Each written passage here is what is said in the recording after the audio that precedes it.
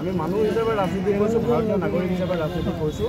সকলোৰে সহযোগ, সকলোৰে বিকাশ, গতিকে নিৰ্বাচনত সকলোৰে সহযোগিতা পাইছোঁ। আমাৰ যিটো মূল পলিচি মাননীয় মোদী ডাঙৰীয়া নেতৃত্বাধীন কেন্দ্ৰীয় চৰকাৰ, অসম চৰকাৰ যিটো মূল মটৰ সবকা সাথ সবকা বিকাশ, সবকা বিশ্বাস সবকা প্ৰয়াস, এই মটৰ প্ৰতিফলন আজি আমি আমি জিকিম। মই আপোনালোকে এইটোৱে ক'লোঁ, খুব আত্মবিশ্বাস হেৰি কৰি দিব। গতিকে আৰু কেইবাটাও ৰাউণ্ড বাকী আছে।